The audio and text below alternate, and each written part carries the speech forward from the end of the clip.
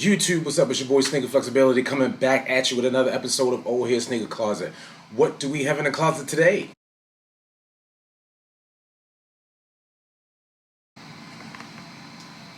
Yes, a little Stranger Things. And things are definitely getting strange. I am not going to bore you with the extreme details of the shoe. If you are interested in the background and the history of this shoe, please Google and look up some of the YouTube individuals that I will be referencing in this video for where I got this idea to DIY. And for those that still do not know what that means, it's do it yourself. This shoe released in August, about 2019. It was released with some other shoes, the Cortez, some apparel. I did not pick up the shoe when it dropped. I had no interest in it. However, after watching Hess Kicks and some other individuals, Mr. Fomer Simpson, and again, I'll link those guys in the bottom so you can reference those guys. I was interested in this shoe. But what really piqued my interest was because you can't get the shoe, it was sold out. I was down at the local consigning shop, which I mention all the time, Mitch Kicks, and he actually had the shoe present, and I was able to pick it up and touch it, and I'm like, you know what? I like this shoe. I think I'm going to try to, DIY the shoe and see what happens, especially for the channel. First things first, anytime you want to just do some customizations on anything, I think the first thing you need to do is some research, and that's exactly what I did. I researched some other YouTubers who have already customized this particular shoe, and then I think you need to come up with an idea of what you want to do with the shoe, which I have an idea of, and then you need to get some materials. So the materials I'm using is a coarse sandpaper. Okay, I don't know what's going on. A lighter, some painter's tape. I'm not sure if I'm going to use it or not, but I have it present, and my wonderful X-Acto knife kit.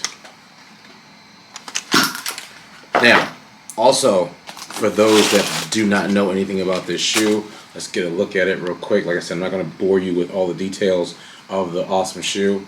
The shoe is a cloth material that frays when you burn it. And the purpose of that is so that you will emulate or have your shoe look like it was in the upside down.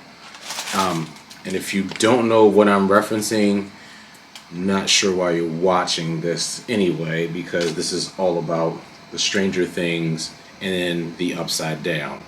So my idea for the shoe is I want to burn one side on the shoe, the toe box, around here and over here, to give the shoe a look of the upside down transitioning over to the real or normal world.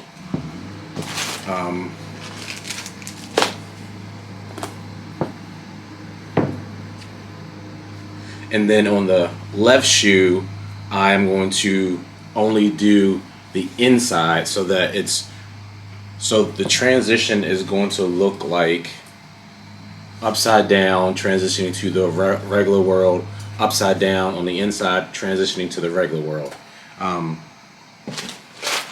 Other cool feature about this shoe is it came with some awesome pins. I did take one of them out already and put them on my hat because I just couldn't resist, despite me not working on this shoe yet, and I was saving it for this video. So I'm pretty excited about getting this done. Let's do it.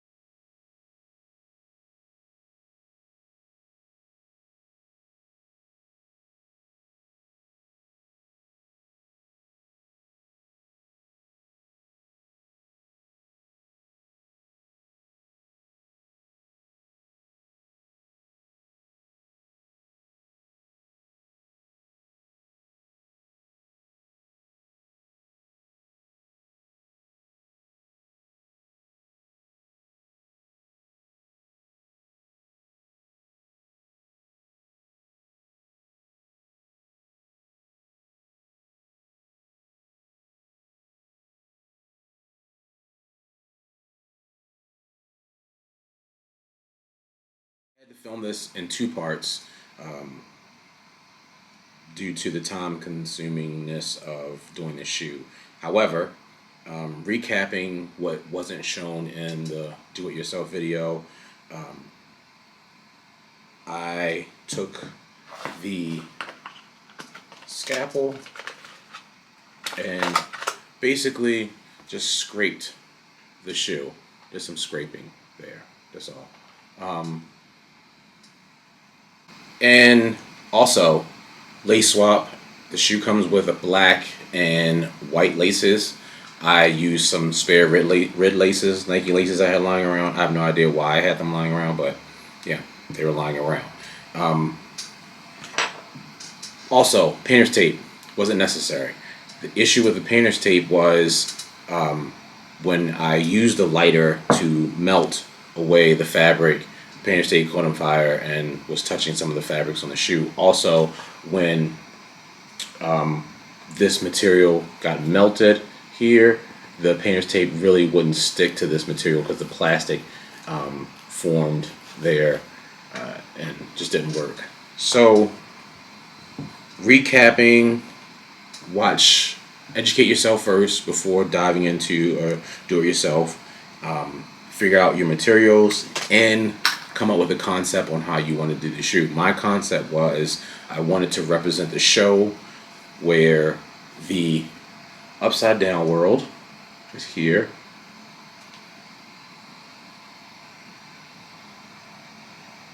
But then we transition, focus, to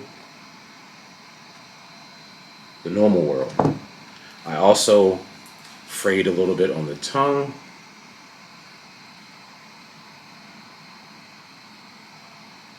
In the heel cup. You can't see it too much, but I sanded this down a lot.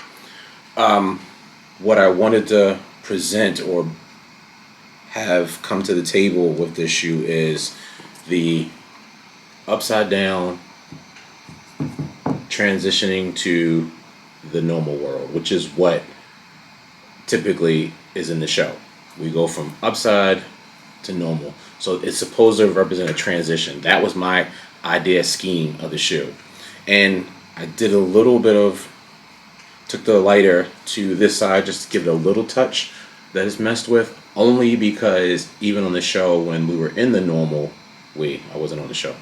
When the kids were on the regular world, there was still hints and signs of the upside down.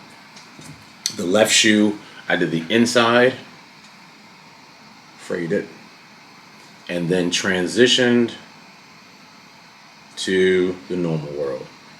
I did the heel tab that way, almost like a demigorgon or something, slashed it, was my mindset. And then it also got the heel cup. That I actually took the knife and cut open and then frayed a little bit with the sandpaper. Overall, I think the shoe came out really, really good. Again, the laces were swapped out.